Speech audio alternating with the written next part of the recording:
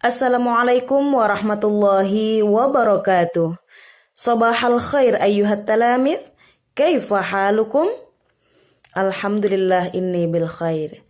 Baiklah anak-anakku kelas 4. Hari ini kita semuanya akan belajar tentang bahasa Arab, tentang dhamair. Ya, kita lihat di sini ada judul dhamair. Artinya dalam bahasa Indonesia itu artinya adalah kata ganti.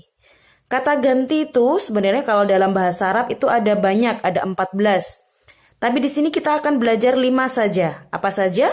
Ada ana artinya saya, anta artinya kamu untuk laki-laki, anti kamu untuk perempuan, huwa dia untuk laki-laki, dan hiya yaitu dia untuk perempuan.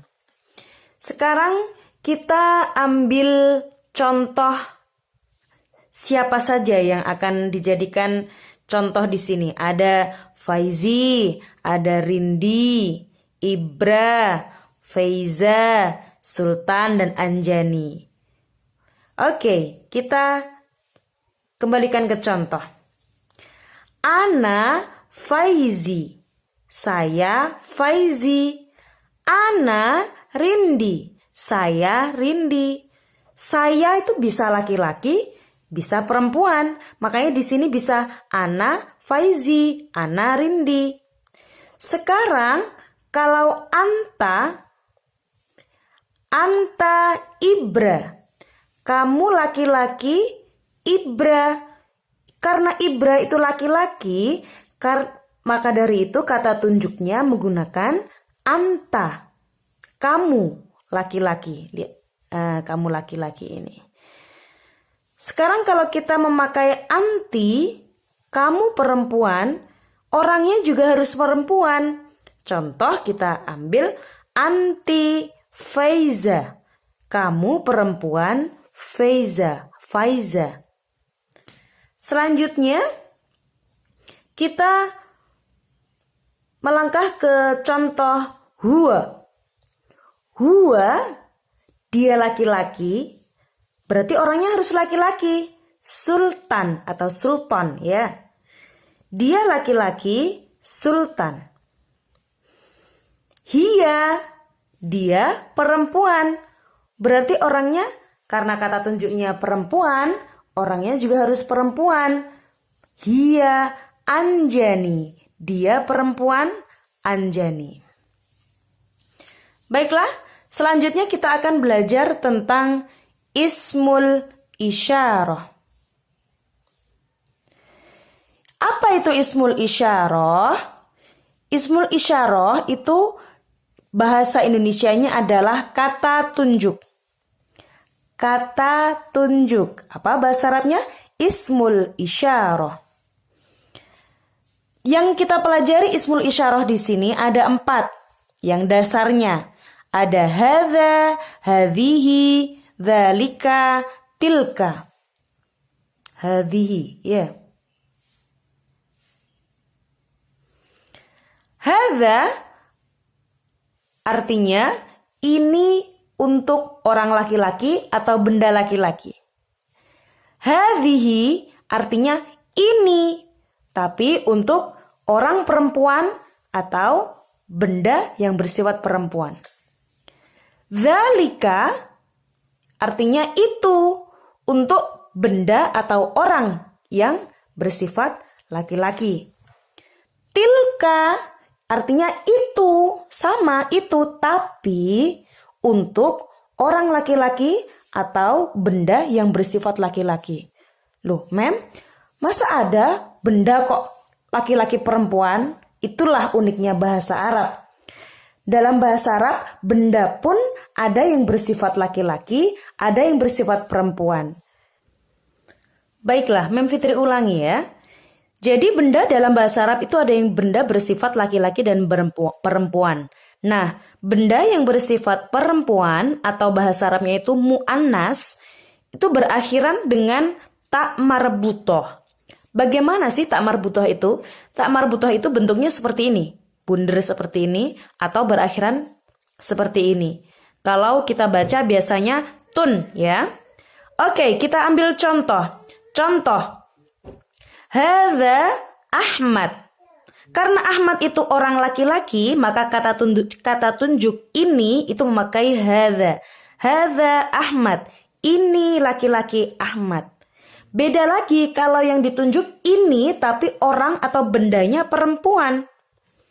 Ya, kalau ini contoh benda yang bersifat laki-laki. Kitabun. Kenapa kitabun itu benda bersifat laki-laki? Lihat. Di belakangnya dia tidak ada tak marbutoh, ya kan? Tidak ada kata-kata tun, ada tapi ini kitabun. Berarti kitabun artinya buku dan buku atau kitabun itu artinya benda, buku yang artinya benda yang bersifat laki-laki. Ciri-cirinya bahasa Arabnya lah ya, bukan bahasa Indonesia. Jadi bukannya buku itu laki-laki, tidak. Tapi kita lihat tulisan Arabnya ini. Kita lihat tulisan Arabnya ini, bagaimana dia berakhiran dengan tak marbutoh atau tidak. Kalau tidak berakhiran dengan tak marbutoh, berarti dia bersifat laki-laki. Tapi kalau benda yang bersifat perempuan, kita ambil contoh yang nomor 2 ini. Hadhihi Fatimah. Kita lihat tadi, hadhihi itu adalah ini untuk orang atau benda yang bersifat perempuan. Hadhihi Fatimah. Fatimah perempuan, maka kata tunjuknya menggunakan hadhihi. Nah, beda lagi kalau untuk benda. Ini benda. Benda hadhihi kurrosatun. Sama pakai hadhihi. Kenapa? Karena kurrosatun. Kurrosatun itu artinya buku tulis. Kurrosatun. Kenapa kok pakai hadhihi? Karena kurrosatun itu benda bersifat perempuan. Apa ciri-cirinya? Dia berakhiran dengan tak marbutoh. Kurrosatun. Bisa dimengerti sampai sini?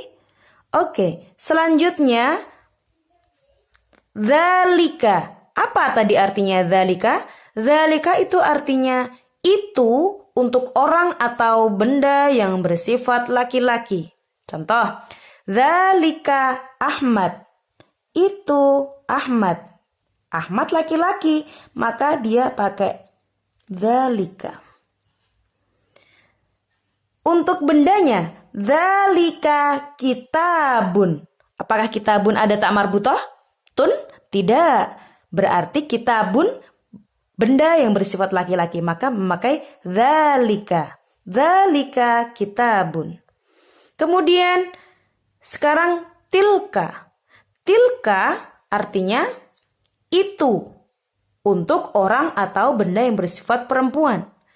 Tilka Fatimah. Itu kita menunjuk. Itu perempuan Fatimah. Fatimah perempuan. Nah, untuk bendanya tilka kurrosatun. Tadi kurrosatun ya, buku tulis. Tilka kurrosatun. Itu buku tulis. Karena kurrosatun adalah benda yang bersifat perempuan. Kenapa saya ulangi lagi? Kenapa bersifat perempuan? Karena berakhiran dengan tak marbutoh. Tun. Baiklah anak-anakku sekalian, difahami kalau masih kurang jelas, bisa diulang-ulang melihat video ini ya. Dan biar selalu ingat, nanti ketika ujian bisa mempelajari lagi atau bisa melihat pelajaran yang lalu, silahkan tugasnya hari ini adalah menulis apa yang sudah Mem Fitri ajarkan. Mulai dari domair dan contoh-contohnya, kemudian ismul isyarah, kata tunjuk, apa saja, dan semua contoh-contohnya di sini. Kemudian silahkan diunggah di Google Classroom sebagai bukti kalian sudah mengerjakan tugas yaitu menulis materi pada hari ini. Jangan sampai terlambat, tetap jaga kesehatan, jaga kebersihan, dan semangat belajar. Wassalamualaikum warahmatullahi wabarakatuh.